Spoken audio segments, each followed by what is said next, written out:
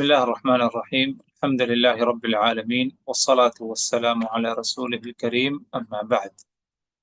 اللہ تبارک و تعالیٰ پر حمد و ثنا اور اس کے نبی کریم صلی اللہ علیہ وسلم پر بے شمار بے حد بے عدد درود السلام کے بعد ہماری گفتگو صفات باری تعالیٰ سے متعلق جاری ہے، اور خاص طور پر وہ صفات جن کا ذکر شیخ الاسلام ابن تیمیہ رحمہ اللہ نے اپنی متن العقیدۃ الواسطیہ میں کیا ہے فرمایا ہے۔ اللہ کی صفت کا ذکر فرماتے ہیں اور اس کے بعد اس کی دلیل بھی کتاب اللہ اور سنت رسول سے کیا ہے بیان کی جاتی ہے۔ انہی صفات میں سے ایک صفت ہے الوجہ۔ ایک صفت اللہ تبارک و تعالیٰ کی یہ بھی ہے الوجہ۔ الوجہ کہتے ہیں عربی زبان میں چہرے کو، الوجہ عربی زبان میں کہتے ہیں چہرے کو۔ تو اللہ تبارک و تعالی وجہ سے متصف ہے، اللہ کا وجہ ہے، لیکن وجہ سے مراد ادھر کیا صحیح اس سے مراد وجہ ہے یا کوئی کچھ اور ہے، اس بارے میں کیا ہے انشاءاللہ کچھ دیر بعد جو بتایا جائے گا۔ لیکن اس کی دلیل کیا ہے کہ اللہ تبارک و تعالی وجہ سے متصف ہے، اور جیسے کہ بتایا گیا وجہ سے متعلق سے مراد کیا ہے، چہرہ ہے۔ اس کی پہلی دلیل جو شیخ الاسلام ابن تیمیہ نے ادھر ذکر فرمایا، اللہ تبارک و تعالی کا فرمان وَيَبْقَى وَجْهُ رَبِّكَ ذُو الْجَلَالِ وَالْإِكْرَامِ۔ اس آیت کو سمجھنے کے لیے اس سے پہلے جو آیت گزری ہے اس کو بھی پڑھ دیا جائے، جو کہ سورہ الرحمن کی یہ آیت ہے۔ اللہ تبارک و تعالی کا فرمان کل من علیہا فان، اس زمین پر جتنی چیزیں موجود ہیں پائی جاتی ہیں یہ سب فنا ہونے والی ہیں، سب فنا ہو جائیں گی، ختم ہو جائیں گی۔ یعنی جب قیامت برپا ہوگی، قیامت آئے گی تو جتنی چیزیں ہیں سب کی سب کیا ہے فنا ہو جائیں گی، ختم ہو جائیں گی۔ وَيَبْقَى وَجْهُ رَبِّكَ ذُو الْجَلَالِ وَالْإِكْرَامِ، لیکن تیرے رب کا وجہ، لیکن تیرے رب کا وجہ جو کہ عظمت اور جلال والا ہے، عزت والا ہے، یہی کیا ہے باقی رہ جائے گا۔ تو گویا کہ اس آیت کریمہ میں اس بات کی طرف یعنی آیت نے توجہ دلائی ہے، وہ یہ کہ جب قیامت آئے گی تو اس زمین پر جتنی مخلوقات ہیں، جتنی چیزیں ہیں، سب کے سب کیا ہے ختم ہو جائیں گی، فنا ہو جائیں گی۔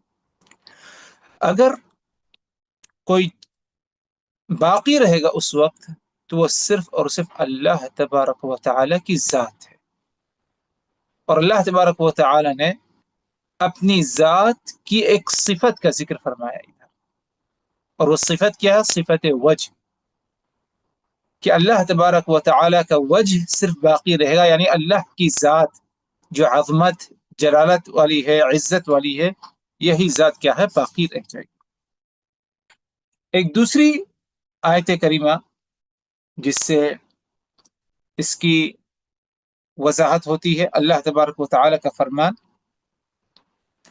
کل شیء ہالک الا وجہہ، سورہ القصص میں، کہ جتنی چیزیں ہیں سب ہالک ہو جائیں گی، یعنی برباد ہو جائیں گی، خراب ہو جائیں گی، کوئی چیز باقی نہیں رہے گی، الا وجہہ، سوائے اس کے، وجہہ اس کا وجہ، یعنی وجہ یہ اللہ کا وجہ مراد ہے، یعنی سوائے اللہ تبارک و تعالی کی ذات، جس کی صفات میں سے ایک صفت اللہ کی ذات متصف ہے وجہ سے، چہرے سے، یہی ایک باقی رہی ذات باقی رہے گی، باقی جتنی چیزیں ہیں ہالکن، ہر چیز کیا ہے ہالک، اور کیا ہے یعنی ہلاکت ہو جائے گی، برباد ہو جائے گی۔ تو اس آیت کریمہ سے بھی یہی بات ثابت ہو رہی ہے کہ اللہ تبارک و تعالی کی ذات جس طرح دیگر صفات سے متصف ہے، اسی طرح رب العزت کی ذات صفت وجہ سے بھی متصف ہے۔ اگر اللہ کی ذات صفت وجہ سے متصف ہے تو وجہ سے کس طرح کا وجہ ہے؟ کیونکہ ہم نے وجہ کا جو معنی بیان کیا کہ یہ عربی کا لفظ ہے وجہ، اس کا معنی اردو میں یا ہندی میں چہرہ ہے، یا جسے عربی میں کہتے ہیں فیس ہے۔ تو معنی تو ہمیں معلوم ہے، یعنی جانور کا چہرہ ہوتا ہے، آدمی کا چہرہ ہے، معنی ہمیں چہرے کا معلوم ہے، لیکن اللہ تبارک و تعالی کے وجہ کی جو کیفیت ہے، کس طرح کا وہ وجہ ہے، یہ ہمارے علم میں نہیں، اور یہ چیز کیا ہے، مجہول ہے۔ اللہ تبارک و تعالی نے قرآن مجید میں، نبی پاک صلی اللہ علیہ وسلم نے سنت نبی میں اگر دیکھا جائے تو وجہ کی تفصیل اور کیفیت نہیں بتائی، لیکن اتنا ضرور بتا دیا کہ اللہ تبارک و تعالی کا کیا ہے وجہ۔ تو ہمارا اس پر ایمان ہونا چاہیے، ایمان کا یہ ہمارا جز ہے کہ اللہ کی صفات میں سے ایک صفت صفت وجہ ہے۔ کیا یہ صفت معلوم ہے؟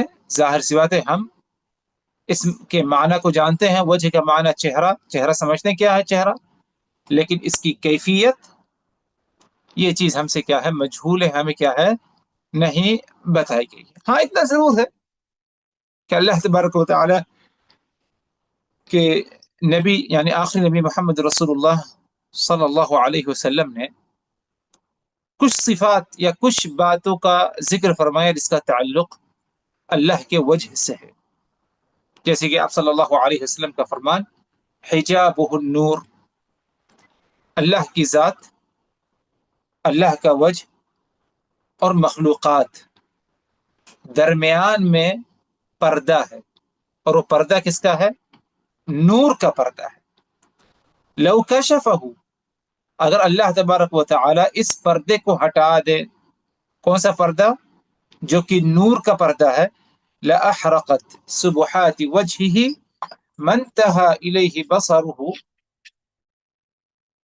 من خلقه، اگر اللہ تبارک و تعالی نور پردے کو ہٹا دے تو اللہ کا جو وجہ ہے وہ ہر اس چیز کو جلا دے گی، متاثر ہو جائے گی ہر وہ چیز اس کی روشنی سے، اس کی روشنی سے، اس کی عظمت سے، ہر وہ چیز جہاں جہاں کیا ہے، اللہ تبارک و تعالی کی نگاہ کیا ہے، پہنچے گی۔ اور اللہ کی نگاہ کہاں تک پہنچتی ہے؟ اللہ تبارک و تعالی کی نگاہ ہر چیز تک پہنچتی ہے، کوئی ایسی چیز نہیں جسے اللہ تبارک و تعالی دیکھتا نہیں ہے۔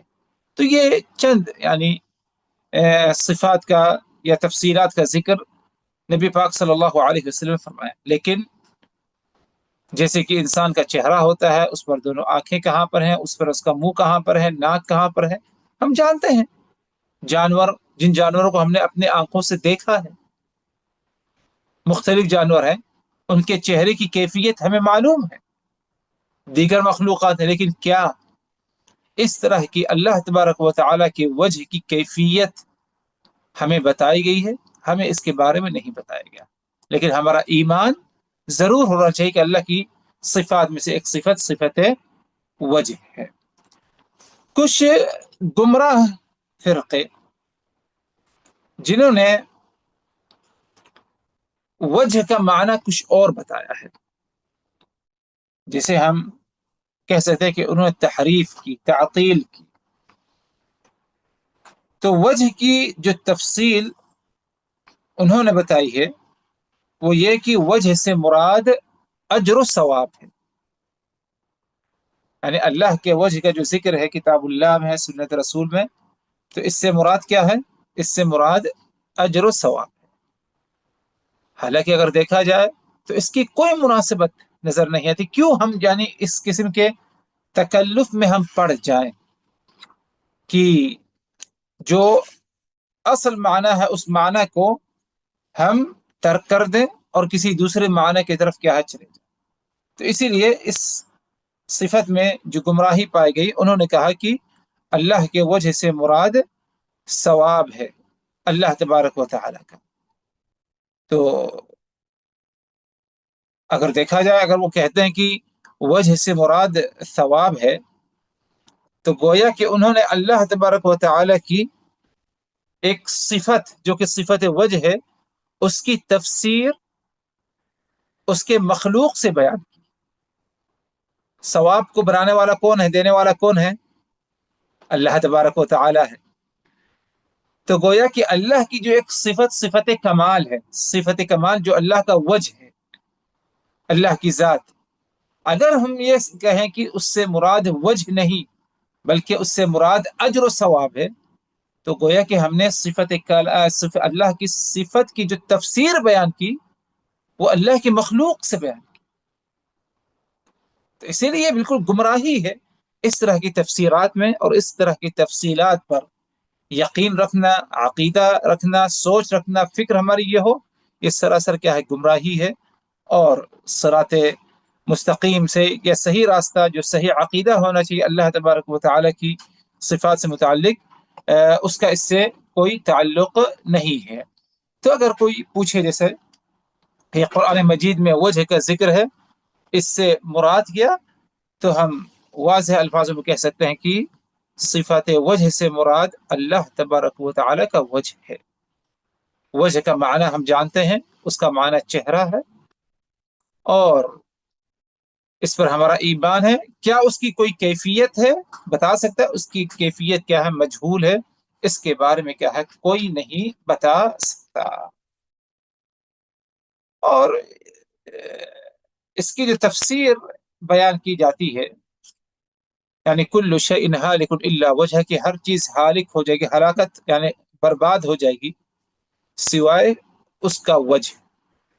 اسی طرح سورہ الرحمن میں کیا ہے؟ وَيَبْقَى وَجْهُ رَبِّكَ ذُو الْجَلَالِ وَالْإِكْرَامِ كُلُّ مَنْ عَلَيْهَا فَانٍ وَيَبْقَى وَجْهُ رَبِّكَ ذُو الْجَلَالِ وَالْإِكْرَامِ، کہ ہر چیز فنا ہو جائے گی اس دنیا میں، اس زمین پر، سوائے تمہارے پروردگار کا وجہ جو عظمت اور عزت والا ہے، وہی کیا باقی رہ جائے گا۔ تو اس کی تفسیر اگر بیان کرنا چاہیں تو اس کی صحیح تفسیر اس طرح ہے کہ اللہ تبارک و تعالی کی ذات باقی رہ جائے گی۔ ہر چیز کی ہلاکت ہے، ہر چیز ختم ہو جائے گی، لیکن اگر کوئی ذات باقی رہے گی تو وہ صرف اور صرف اللہ کی ذات ہے۔ کیوں ہم نے وجہ کی تفسیر ادھر ذات سے کی؟ کیونکہ صرف وجہ باقی نہیں رہے گا بلکہ اللہ کی کامل مکمل ذات باقی رہے گی۔ لیکن یعنی ہم یوں کہہ سکتے ہیں کہ اللہ تبارک و تعالی نے ادھر یہ ہمیں تعلیم دینا چاہا، ہمیں یہ بتانا چاہا کہ اللہ کی صفات میں سے ایک صفت کیا ہے؟ وجہ ہے۔ جیسے کہ کہتے ہیں رحمان، رحمان کون ہے؟ اللہ کی ذات ہے۔ ہم یہ نہیں کہتے کہ صرف رحمان باقی رہ جائے گا، صرف اللہ رحم ہی کرنے والا، کچھ اور نہیں کرنے والا۔ تو بعض دفعہ کسی ذات کے بارے میں، اس دنیا میں انسان کا مزاج ہے، کسی ذات کے بارے میں بتانے کے لیے اس کی کسی ایک صفت کا کیا ہے؟ ذکر کر دیا جاتا ہے، اور اس صفت سے کیا ہے؟ آدمی کیا ہے؟ اس ذات کو کیا ہے؟ پہچان لیتا ہے۔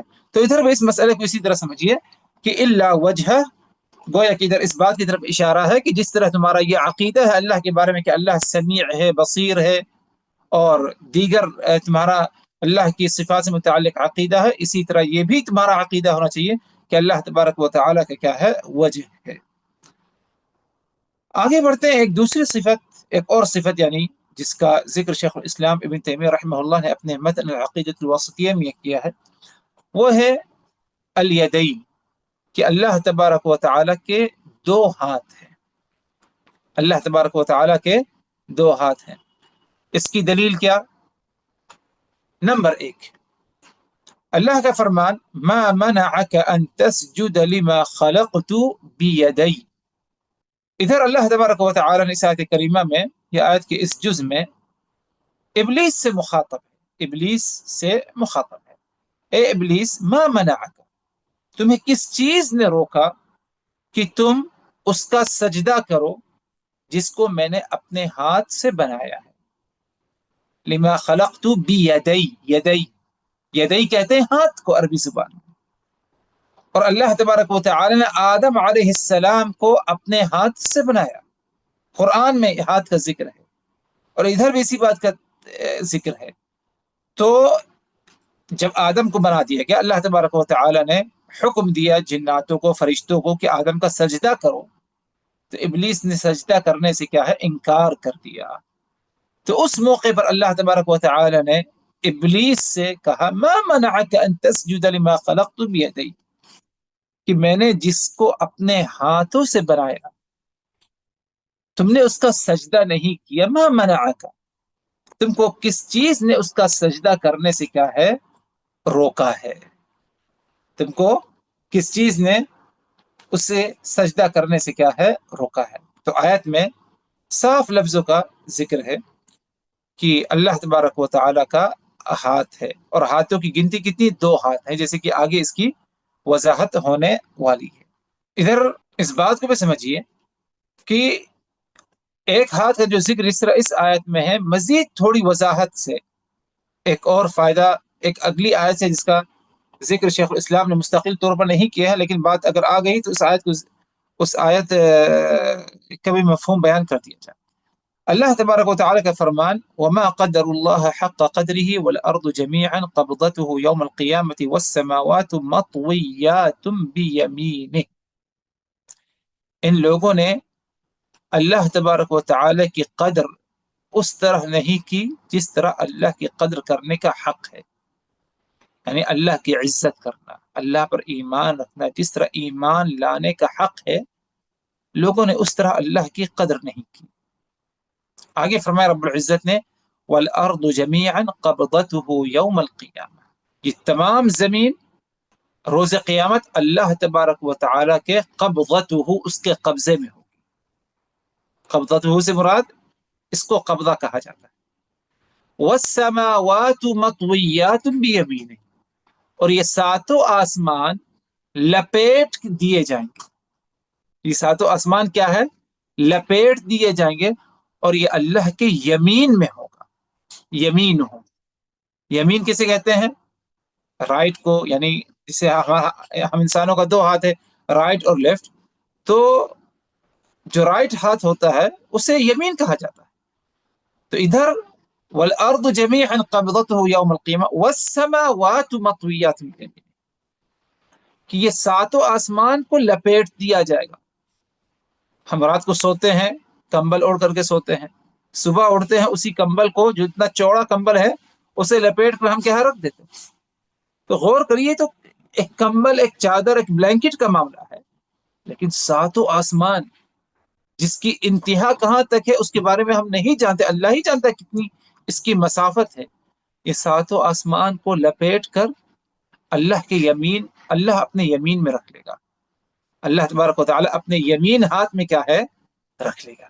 تو یہ اللہ تبارک و تعالی کی قدرت ہے۔ تو الغرض کہنا ادھر یہ تھا کہ اللہ کی صفات میں سے ایک صفت کیا ہے، اللہ تبارک و تعالی کے ہاتھ ہے، اور جیسے کہ یہ آیت، اس سے پہلے جو آیت گزری ہے اس سے ایک ہاتھ کیا ہے، ثابت ہو رہا۔ لیکن ایک اور جو دوسری دلیل شیخ الاسلام ابن تیمیہ نے ادھر ذکر کی ہے، اس سے یہ بات واضح ہو رہی کہ اللہ تبارک و تعالی کے جو ہاتھ ہیں وہ 2 ہاتھ ہیں، 2 ید۔ اور وہ دلیل کیا ہے؟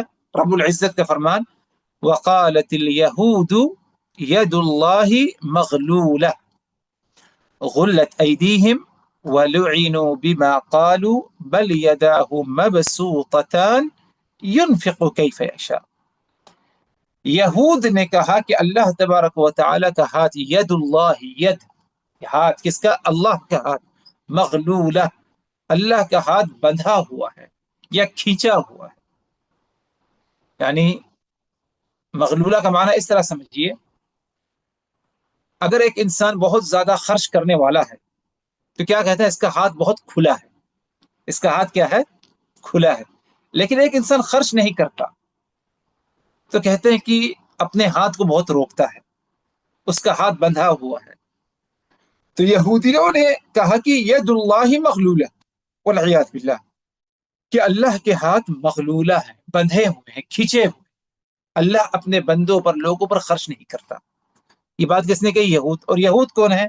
یہود ہیں اتباع موسیٰ، موسیٰ علیہ السلام کی اتباع کرنے والے، انہیں کیا ہے؟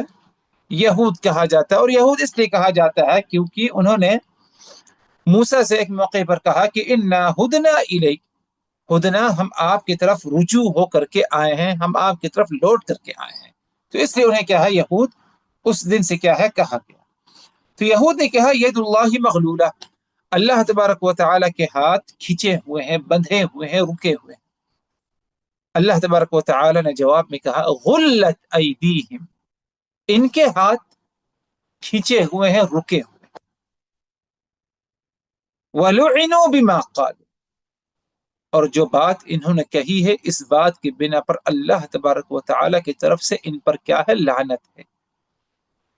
آگے فرمایا رب العزت نے تیسری چیز بل یداہ مبسوطتان، بل یداہ، بلکہ اللہ تبارک و تعالیٰ کے دونوں ہاتھ مبسوطتان، بہت ہی کشادہ ہے، کھلے ہوئے ہیں دونوں ہاتھ.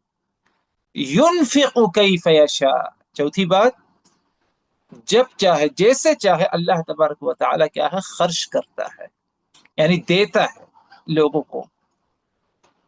غور طریقے سے یہودی کیا کہا کہ اللہ کا ہاتھ کھینچا ہوا رکا ہوا ہے. اللہ تبارک و تعالیٰ نے جواب میں کیا کہا غلت ایدیہم، ان کا ہاتھ رکا ہوا ہے. اور وہ کیسے ان کا ہاتھ رکا ہوا ہے؟ یہود کی صفات میں سے ہے، جو عام صفت ان کا مزاج جو پایا جاتا ہے، وہ بغیر کسی فائدے کے کہیں پر خرچ نہیں کرتے.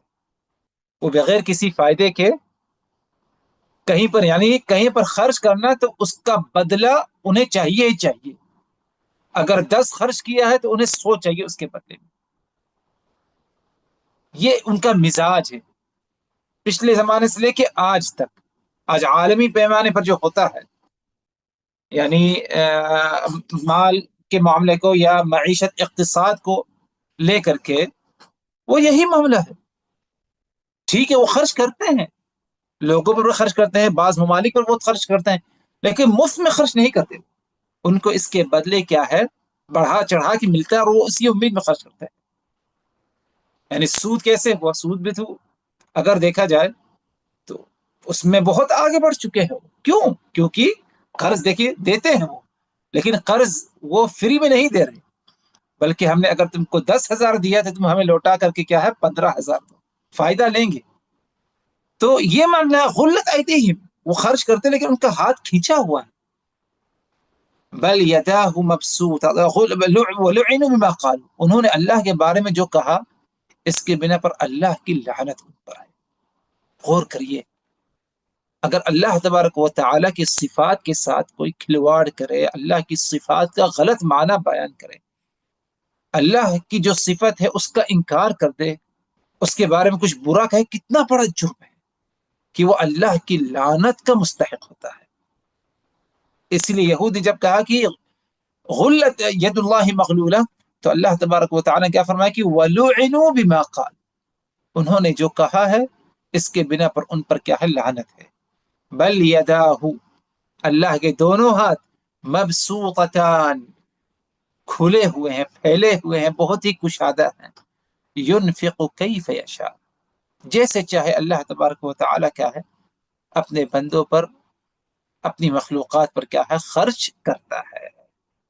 تو اس آیت کریمہ سے اللہ کی اس صفت کا ثبوت ہو رہا ہے کہ رب العزت کے ید ہے، اور ایک ید نہیں بلکہ 2 ید، یعنی یداہ، 2 ید اللہ تبارک و تعالیٰ کی کیا ہے پائے جاتے ہیں.